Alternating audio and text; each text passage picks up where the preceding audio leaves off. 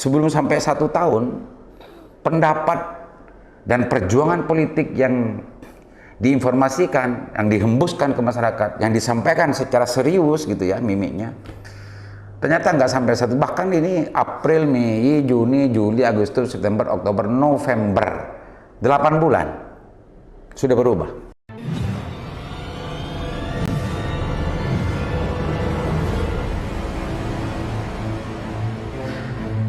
Assalamualaikum warahmatullahi wabarakatuh. Kembali berjumpa dengan saya Lemna Haris di acara Sanasan Usik.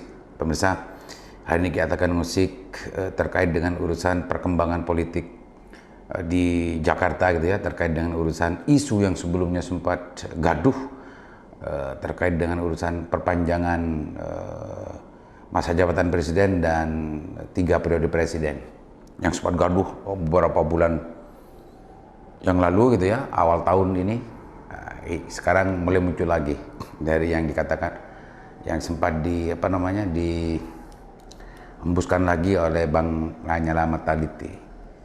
Ini aneh, makanya karena keanehan dan ketidakbiasaan ini kita usik pemirsa, biar kita sama-sama paham bahwa dalam dunia politik itu bagaimana gitu.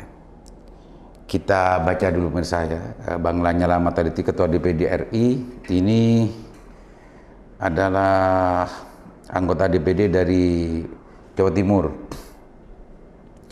Kita baca pemirsa yang ditulis Tempo terkait dulu waktu kegaduhan wacana dan isu dan semacam sebuah gerakan gitu ya untuk periode penundaan pemilu dan presiden 3 periode gitu. Ditulis di Tempo tanggal 3 April 2022 dengan judul Lanyala minta Luhut hentikan wacana presiden 3 periode dan penundaan pemilu. Ini pemirsa.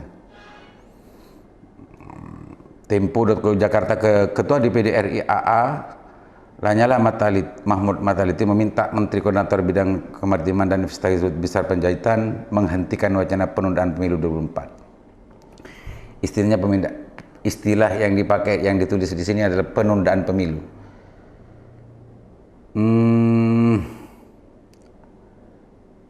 Andaikan demi kebahagiaan bangsa dan negara, saya ingatkan agar Menko Luhut tidak meneruskan polemik ini. Selain melanggar aturan bernegara, ini alasannya. Selain melanggar aturan bernegara, polemik ini membahayakan bangsa Indonesia. Ini yang melatar belakangi Bang Lanyala Mataliti menanggapi respon kegaduhan dari wacana 3 periode dan penundaan pemilu. Polemik ini membahayakan bangsa Indonesia. Indikasi kemarahan publik mulai terlihat jika ini diteruskan, ujar Lanyala lewat keterangan tertulis Ahad 3 April 2022. Lanyala menyebut berdasarkan analisa big data yang dimiliki lembaganya, kecenderungan masyarakat senang dengan deklarasi Jokowi 3 periode semakin turun dari 28% menjadi 23%. Dukungan dilakukan oleh beberapa kepala desa kemarin agar pemerintahan Joko Widodo dilanjutkan menjadi 3 periode justru menurunkan tingkat kegembiraan masyarakat untuk isu yang sama, ujar dia. Dan lain seterusnya. Ini tanggal 3 April pemirsa. Kita baca kemarin, minggu kemarin. Minggu kemarin bahkan di sini pemirsa, di acara HIPMI ya, di acara HIPMI kalau nggak salah, di acara HIPMI Lanyala dengan yang ditulis sebentar pemirsa,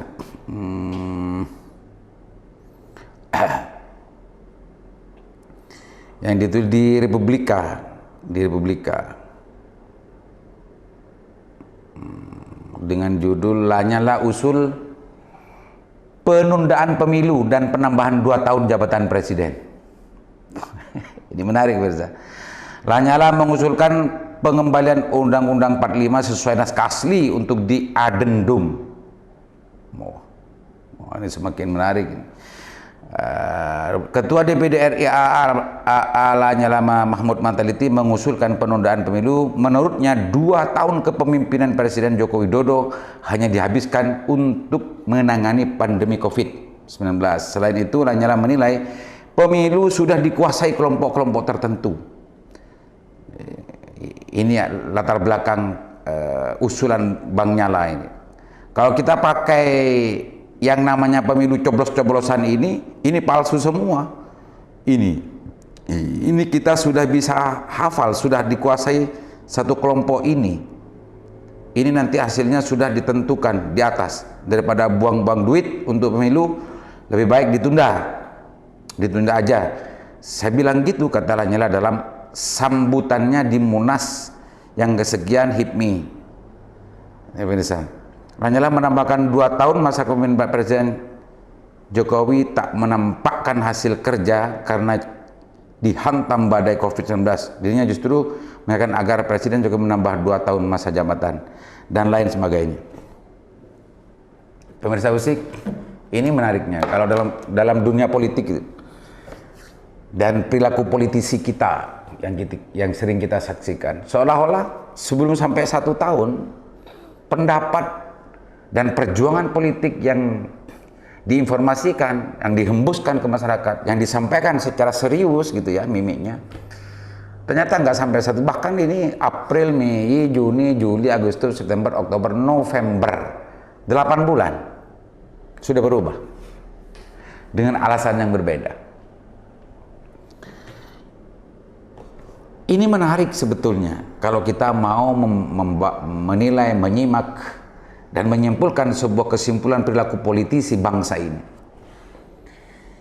Mungkin kalau ditanyakan langsung pada Bang Nyala, ini mempunyai alasan yang cukup untuk bagaimana hasil pengamatan, hasil perkembangan bangsa ini dengan kenegarawanannya yang ia sering akui gitu ya, bahwa untuk menyelamatkan bangsa dan negara, pada saat April kemarin itu menganggap bahwa itu adalah permainan dan juga itu adalah sesuatu yang tidak benar dan justru akan mengakibatkan membahayakan keberlanjutan bangsa Indonesia. Dengan alasan yang agak mirip gitu ya. Wacana penundaan pemilu dan 3 periode presiden dijadikan usulan juga, ditambah lagi dengan kembali ke Undang-Undang 45 dan adendum. Justru itu untuk demi negara dan demi untuk mengefisiensikan penggunaan keuangan negara, karena pemilu ini dan itu dan lain-lain alasannya. Agak mirip meskipun beda istilah lah. Ini demi rakyat, demi bangsa. Pemirsa Usik,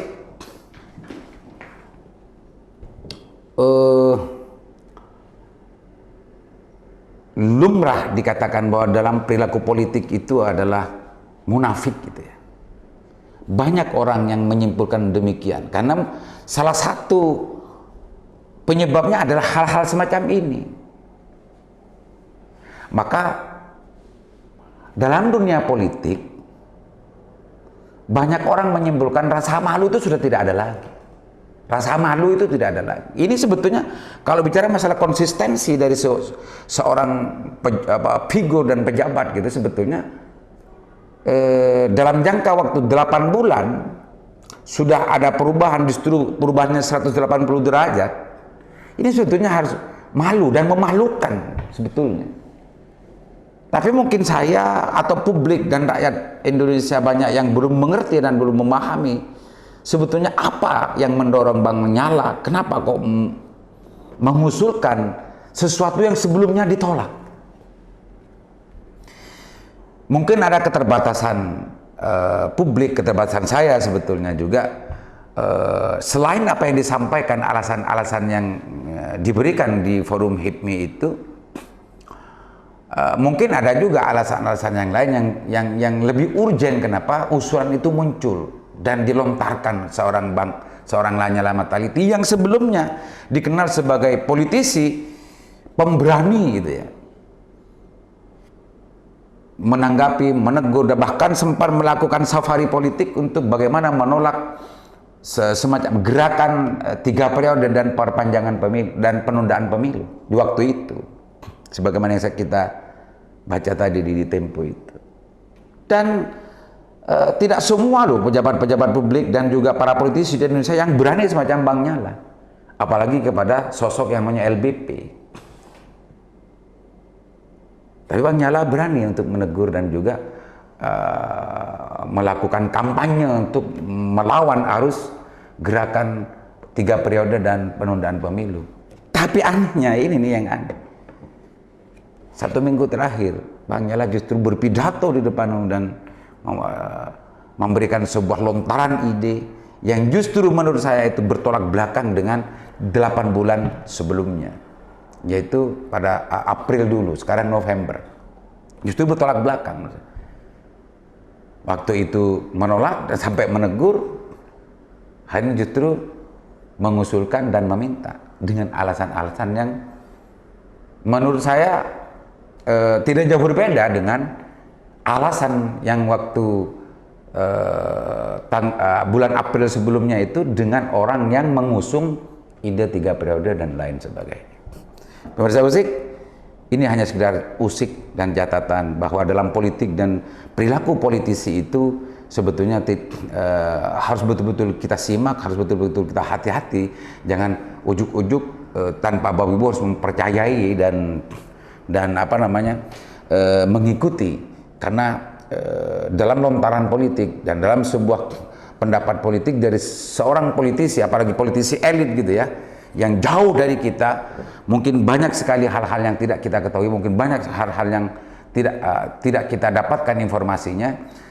Ketika lontaran itu keluar ke publik, mungkin ada sesuatu yang memang mengharuskan seorang politisi untuk melakukan hal semacam itu, meskipun tidak bisa ditolak bahwa apa yang dilakukan oleh Bang Nyala itu adalah sesuatu yang sangat memalukan dan tidak konsisten terhadap pendapat dan pilihan perjuangan politiknya 8 bulan sebelumnya.